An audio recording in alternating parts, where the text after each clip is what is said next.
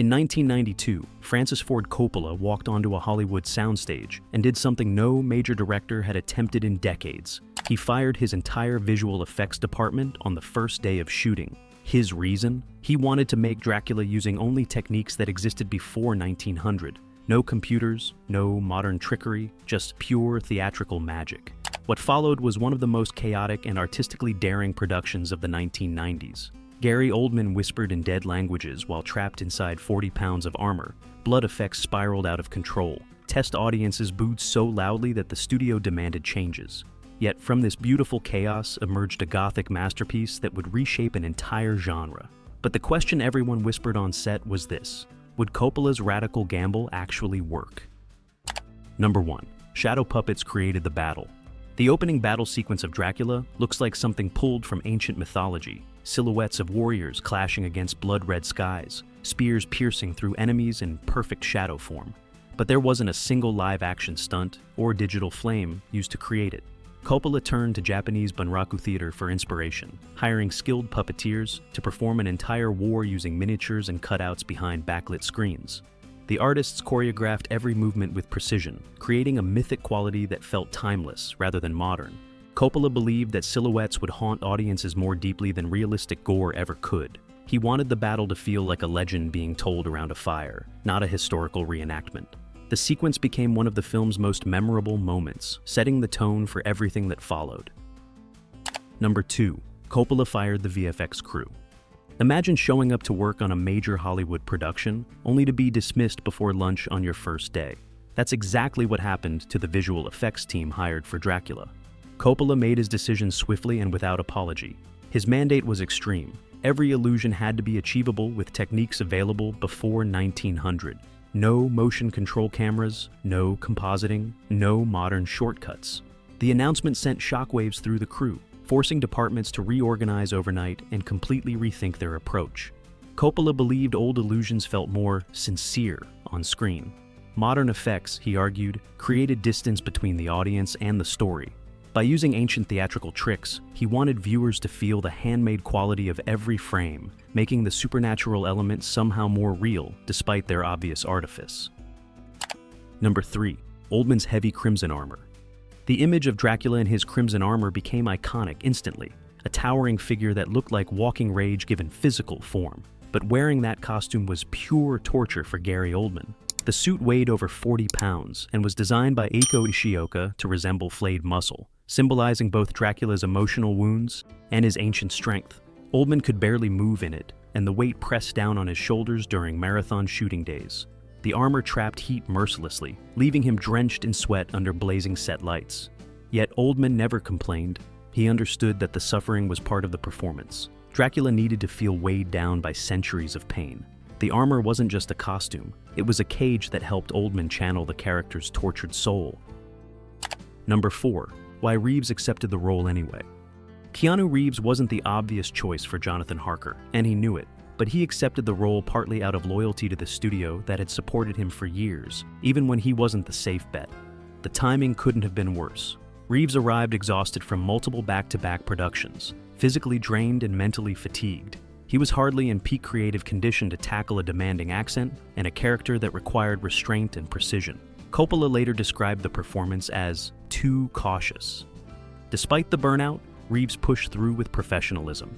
He showed up every day, hit his marks, and completed the film without drama. Years later, he reflected on the experience with characteristic humility, acknowledging the challenges while expressing gratitude for the opportunity. Number 5. Dracula's rebel shadow trick. One of the film's most unsettling moments happens quietly. Dracula's shadow moves independently of his body, reaching and gesturing in ways that defy physics. It's a subtle effect that signals something is deeply wrong with this man. The illusion was created entirely in camera without digital assistance. While Oldman performed on set, doubles mimicked his movements from off-screen positions, their shadows carefully angled and lit to create impossible silhouettes. Multiple actors worked simultaneously, coordinating their motions with precision, while the cinematographer adjusted lighting angles. Coppola obsessed over getting it right manually, because he believed audiences could subconsciously sense when effects were practical versus digital. The independent shadow became a recurring visual motif, reinforcing the idea that Dracula existed outside natural law. old magic captured on film. Number 6. Ryder revived the entire film. Before cameras ever rolled, Dracula was a project stuck in development limbo, with no clear path forward. The script sat on shelves gathering dust, until one person decided to rescue it from obscurity. Winona Ryder personally approached Francis Ford Coppola with the screenplay, rekindling a professional relationship that had previously been strained. Her passion for Gothic drama was infectious, and she spent hours convincing Coppola that this story needed to be told. Her enthusiasm didn't just persuade him to direct, it gave the entire project new life and momentum. Ryder's involvement influenced casting choices and creative decisions from the beginning. She became one of the film's driving creative forces, shaping its emotional core. Without her intervention, this Gothic masterpiece might never have existed at all. She didn't just star in Dracula, she willed it into existence. Number 7. Rehearsal camps cause strain. Most actors expect traditional table reads before production begins. Coppola had something far more intense in mind. He put his cast through grueling rehearsal camps, designed to strip away their defenses and build raw emotional energy. The exercises felt uncomfortable, even confrontational. Coppola used theatrical techniques that forced actors into vulnerable positions, pushing them to access darker emotions than typical film preparation required. Some thrived in this environment, finding it liberating. Others struggled with the intensity, finding the process invasive and exhausting. The uncomfortable dynamics created genuine tension that translated directly to screen. Coppola wanted operatic performances, not naturalistic ones, and these camps helped actors access heightened emotional states. The method was controversial, but it gave the film its signature theatrical tone, performances that felt larger than life, pulled from somewhere deep and primal. Number 8. The train was a small miniature. One of the film's most sweeping shots shows Dracula's train crossing the European landscape, a massive locomotive cutting through mountains and valleys. The reveal that this epic image came from a tiny model shocked even industry professionals. The team built a meticulously crafted miniature and used tight framing, forced perspective, and dramatic lighting to make it appear gigantic. Every detail mattered: the smoke, the movement, the way light hit the metal. Coppola rejected digital alternatives because he wanted the texture and imperfections that only physical models provide. This simple technique achieved timeless beauty that computer effects of the era couldn't match. Miniatures played a crucial role throughout the film, proving that old methods could create wonder just as effectively as modern technology. The train sequence became a perfect example of Coppola's philosophy: limitation breeds creativity. Number 9. Oldman and Ryder's on-set distance. On screen, Dracula and Mina share some of cinema's most passionate romantic moments. Off-camera, Gary Oldman and Winona Ryder barely spoke to each other, a disconnect that created unexpected tension during filming. Their cold interactions weren't rooted in hostility, just mutual distance. They maintained professional courtesy but avoided personal connection, which made scenes requiring tenderness genuinely difficult to execute. The cast noticed the awkwardness, and Coppola gently tried to bridge the gap between his two leads without forcing artificial friendship. Ironically, their off-screen chill may have enhanced certain moments. The longing between their characters felt more desperate, more impossible. When Dracula and Mina finally connect, it carries the weight of two people bridging a genuine divide. Sometimes the absence of chemistry creates its own kind of electricity. Number 10. Kabuki inspired Lucy's creature. When Lucy transforms into her vampiric form, she doesn't move like a Western monster.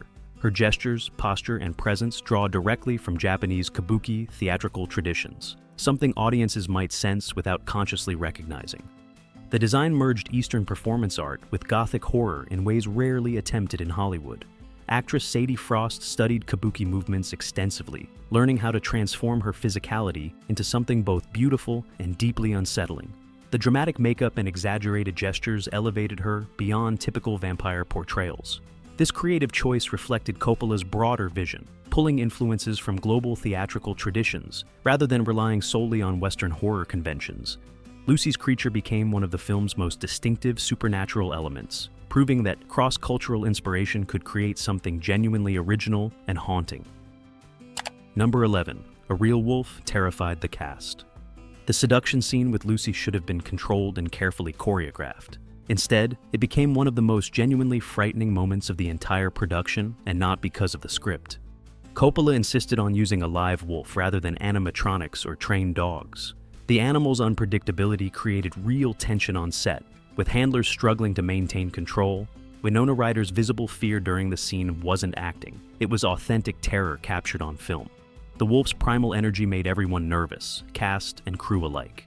Coppola refused safer alternatives because he wanted that edge of danger visible on screen. He believed audiences could sense real fear, and he was right. The scene carries an unsettling quality that no amount of acting could replicate. The wolf brought genuine wildness to a film already pushing boundaries. Number 12. Bride scenes filmed in reverse. The vampire brides move with an otherworldly quality that feels fundamentally wrong. Their gestures too smooth, their motions defying natural physics. The secret behind their eerie presence was beautifully simple. Everything was filmed backward. Actresses performed their actions in reverse. Then the footage was flipped during editing. When played normally, their movements appeared unnatural and dreamlike. The technique required significant physical training and precise choreography, as performers had to think backward through every gesture while maintaining emotional intensity. This approach created supernatural horror without digital manipulation. Matching lighting and performance continuity across reversed shots presented enormous challenges, but the result was worth the effort. The brides became genuinely unsettling figures, their reversed movements triggering something primal in viewers, a sense that these creatures operated outside natural law.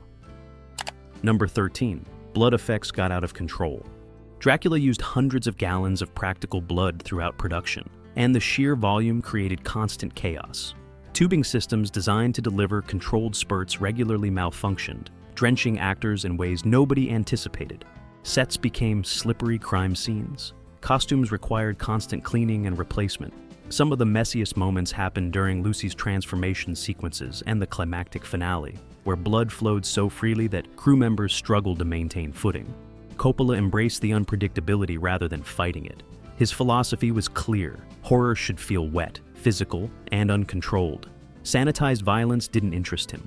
He wanted audiences to feel the visceral reality of blood, to be overwhelmed by it the way characters were. The crew adapted daily to the chaos, learning to expect the unexpected. Practical effects meant practical problems, but also undeniable authenticity. Number 14. Oldman's multilingual whispering. Gary Oldman didn't just play Dracula, he invented an entirely new way for the character to speak. His vocal performance drew from fragments of multiple languages, creating something ancient and culturally unplaceable.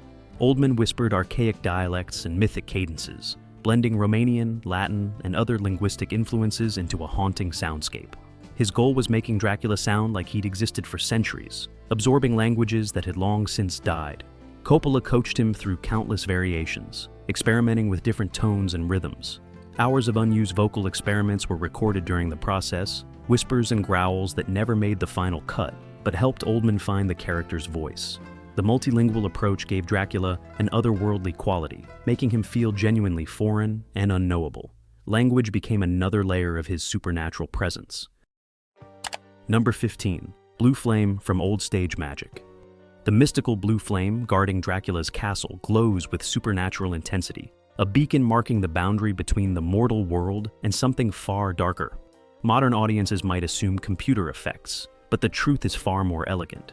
Coppola achieved the effect using theatrical tricks from the 1800s. Smoke, fire gels, and carefully filtered lighting created the eerie glow without any digital assistance.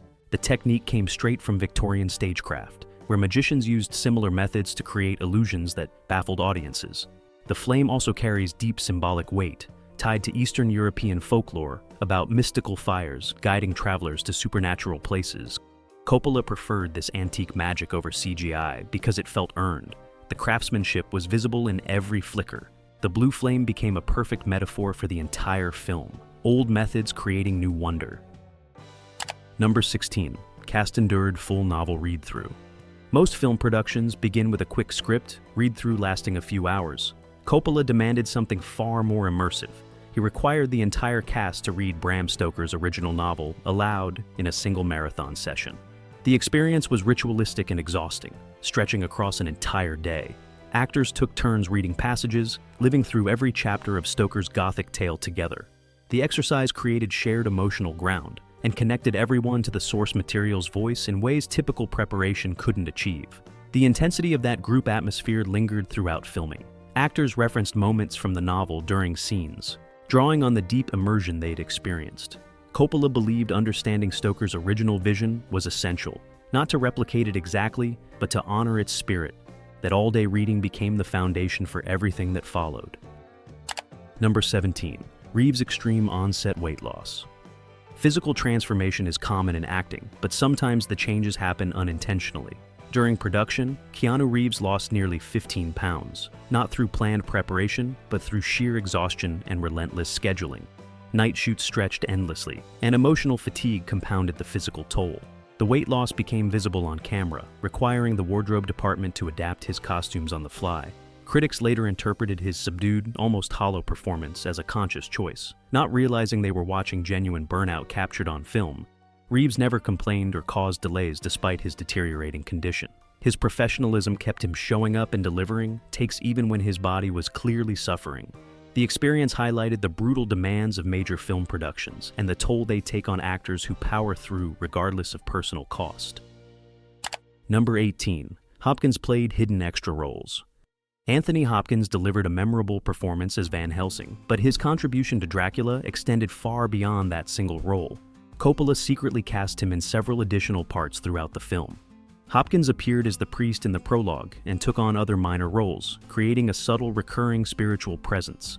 Coppola used him symbolically, a consistent moral force appearing at key moments. Hopkins embraced the challenge, enjoying the opportunity to contribute in unexpected ways without receiving additional credit.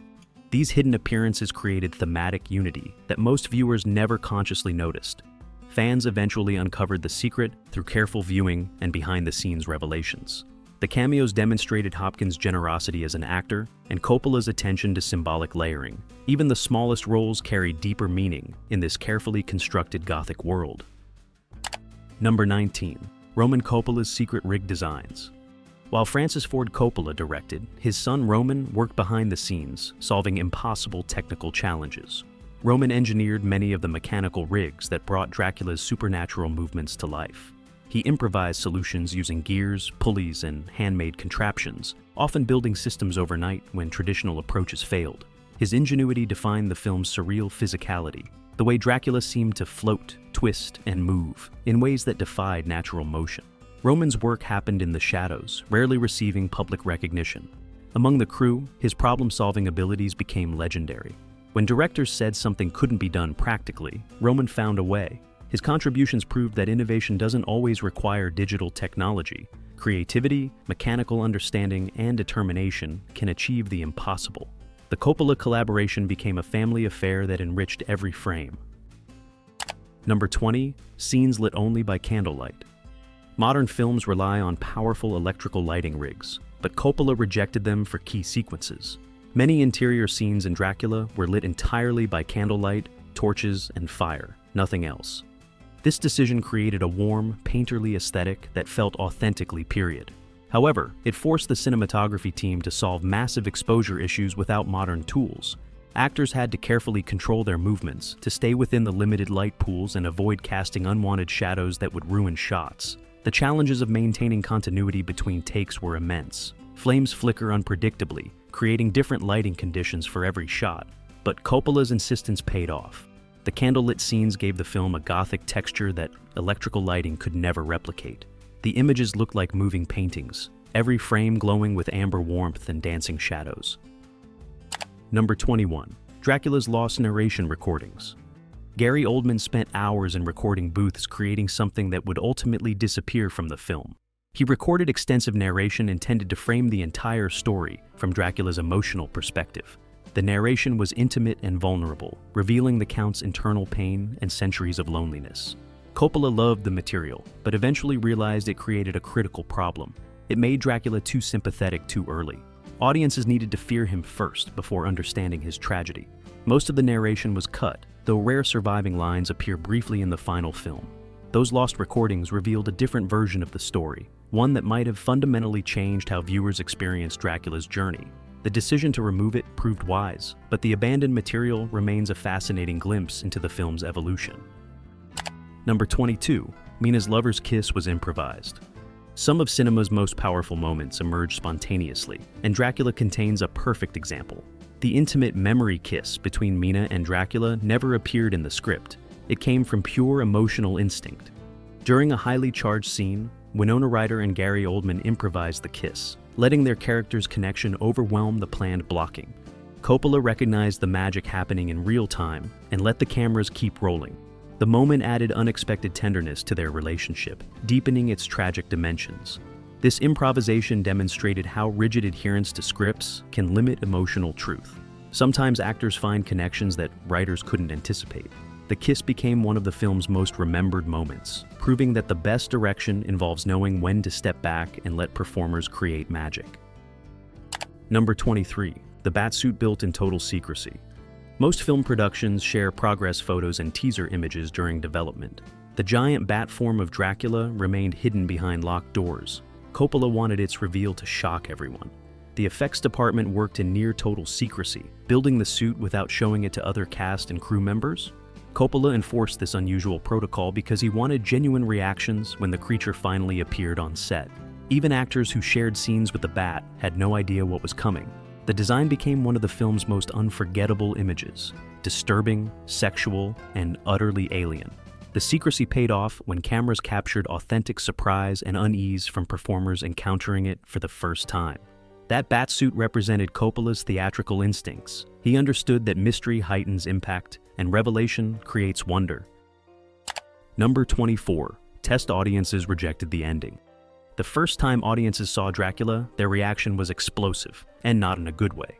Early test screenings reportedly ended with booing, yelling, and vocal demands for changes. The original ending differed significantly from what audiences eventually saw in theaters. The studio pushed Coppola hard to adjust the final moments based on the negative feedback. He faced a difficult choice: maintain his artistic vision, or acknowledge that something wasn't connecting emotionally. Coppola ultimately revised the ending, finding a balance between audience expectations and his creative intent. The changes proved crucial. The adjusted conclusion became iconic and emotionally satisfying. The experience demonstrated that even visionary directors must listen to viewers, and that collaboration between artists and audiences can strengthen rather than compromise a film. Number 25. Film sparked a Gothic revival boom. Dracula didn't just succeed at the box office, it triggered a cultural earthquake that reshaped entertainment and fashion for years. The film fueled a global resurgence of Gothic aesthetics, Victorian romanticism, and vampire-themed media. Its influence spread rapidly through music videos, with artists adopting the film's lush visual style. Fashion houses embraced dark romanticism, putting corsets and Gothic elements on runways worldwide. Dark fantasy storytelling exploded across books, television, and film, with creators borrowing Coppola's operatic approach and sumptuous visual language. The aesthetic remains influential decades later. Modern vampire stories, Gothic romances, and dark fantasy productions still reference its style. Coppola proved that old-fashioned theatrical grandeur could feel fresh and exciting, inspiring new generations of artists to embrace maximalist, emotionally heightened storytelling. The film became more than entertainment, it became a movement. Francis Ford Coppola's gamble paid off in ways few could have predicted. By rejecting modern technology and embracing century-old theatrical techniques, he created a Gothic masterpiece that still feels unlike anything else in cinema. The shadow puppets, the independent shadows, the reversed movements, the candlelit scenes, every frame carries the weight of hands-on craftsmanship. The production was chaotic, exhausting, and pushed everyone involved to their limits. Gary Oldman suffered in 40-pound armor. Winona Ryder faced real wolves. Test audiences initially rejected what they saw, yet from that beautiful chaos emerged a film that sparked a worldwide Gothic revival and influenced countless artists across multiple mediums. If you enjoyed discovering these hidden secrets, hit that like button and subscribe for more behind-the-scenes stories from classic films. Which secret surprised you most? Let us know in the comments below.